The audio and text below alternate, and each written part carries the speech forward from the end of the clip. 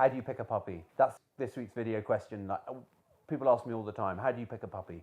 There's lots of ideas out there of how you how to select a puppy, and lots of gurus, as I'm going to call them, telling you what you should look for and what you shouldn't look for.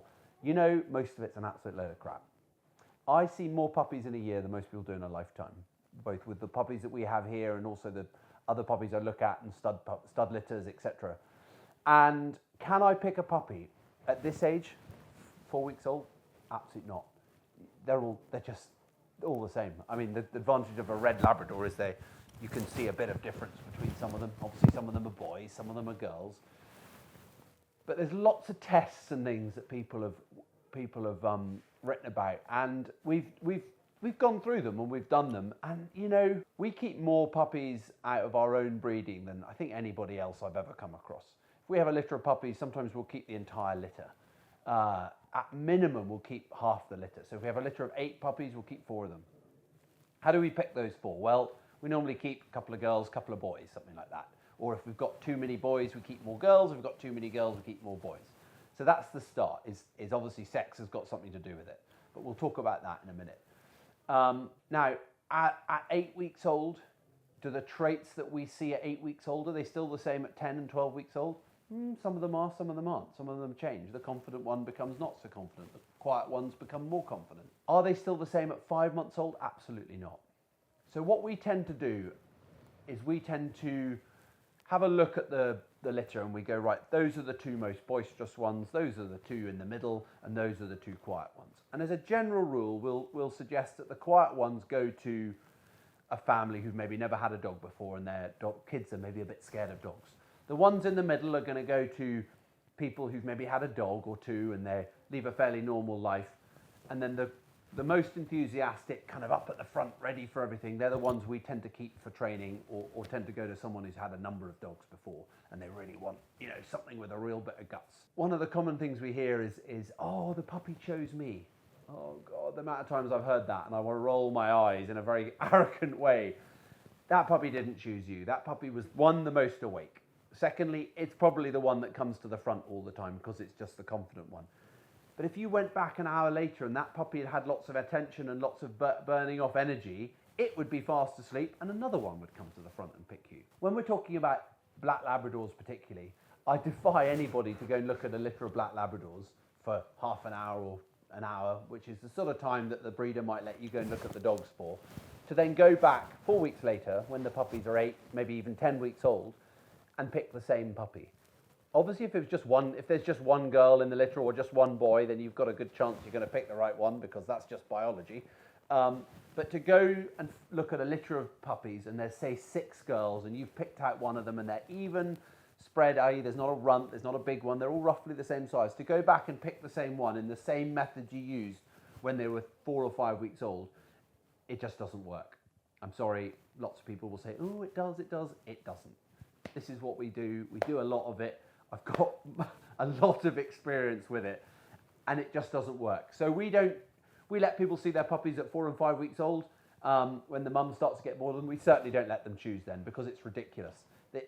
You know, unless it's a spaniel and it's got specific markings or specific colouring, and then it makes more sense. What we tend to do is we categorize them, as I said before, and then you know, we'll keep a mixture of them for ourselves to train for different people for different scenarios. But sometimes we get it completely wrong. I'd say we get it right about 75% of the time. I don't mean that we pick an individual puppy at 8 weeks old for an individual who wants a dog to do a certain thing when it's 2 years old. I'm more talking about the general across the board, the quiet ones and the boisterous ones and the ones in the middle. But what we like to do is to keep our puppies, for the ones we're training for people and for ourselves, and then we decide which one's going where when they're more like 5 months old.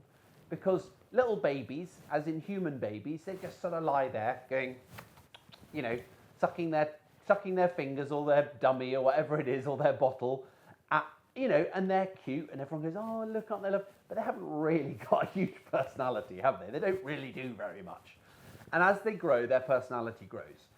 And, you know, they get to like 3 and 4 years old and they've really got like attitude and they've got you can really start to see who they are as a person. And that's kind of the same with dogs. So they get to 4 or 5 months old and they suddenly become you know, a bit more independent, and there's a big difference between them and their brothers, and then we really start to hone in on that trait, and we start to see which ones are going to be suitable for which individual person and which individual job. Bear in mind, we train dogs for people who are going to be really, really high-level gun dogs. We train dogs for people who are just going to be family dogs. We train dogs for people who are they're going to be assistance dogs. We train dogs for people who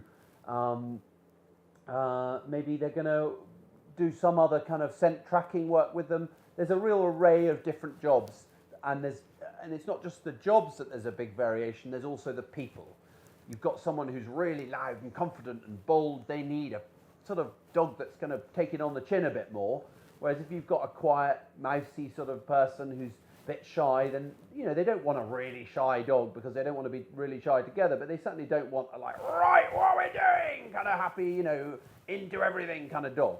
So it's just getting that balance right. Male versus female. Lots of people have theories on a boy's better than a girl, or a girl's better than a boy, or my friend told me to get boys, or we've always had girls. Now, if someone comes to me and they've had female dogs and they have female dogs and they want to stick with female dogs, that's great.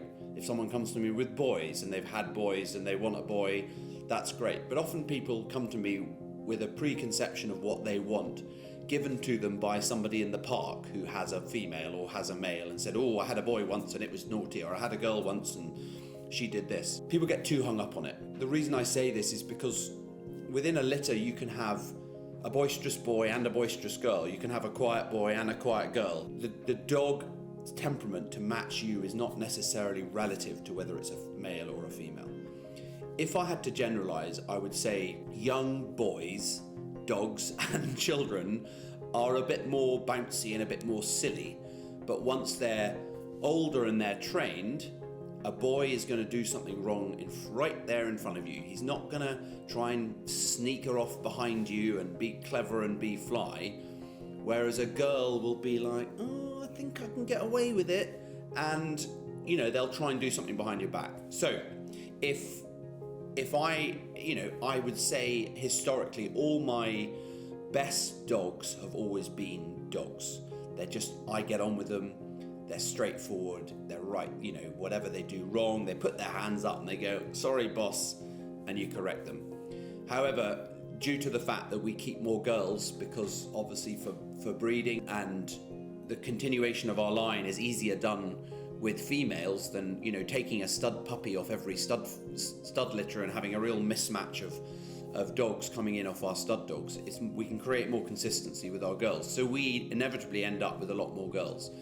So these days, actually, you know, a lot of my favourite dogs are females, but I'm definitely not hung up on one or the other. And it's really important when you're going to look at a puppy, or if you're going to look at a litter, it's more important that you look at the mum and the dad and that they're really nice, and hopefully the granny or an older brother or sister or some relation.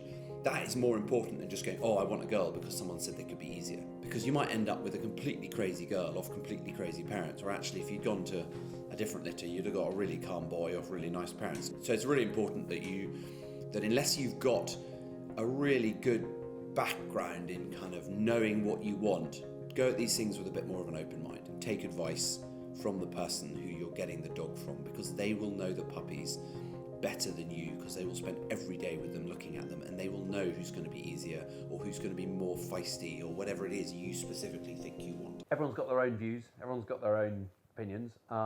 I guess where do my views, opinions come from? They're backed up by many, many years of doing this. You know, at the moment we've got 2 litters of red Labrador puppies, and we've got a litter of black Labrador puppies that were born last night. So I was up with them.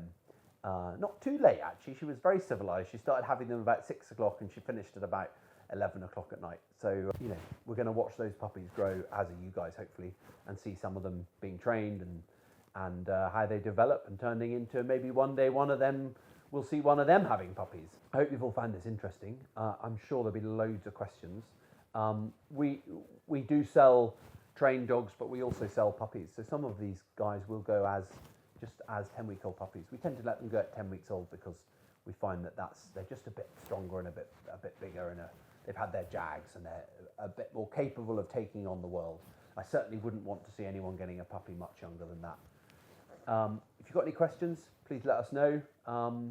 People like to comment in the comment section of the YouTube videos. If you've got any real serious questions, any advice you need, or if you want to talk to us about your next dog, best just to track us down on email from our website and contact us that way. Thanks for watching, and I hope you've all enjoyed it and learnt something.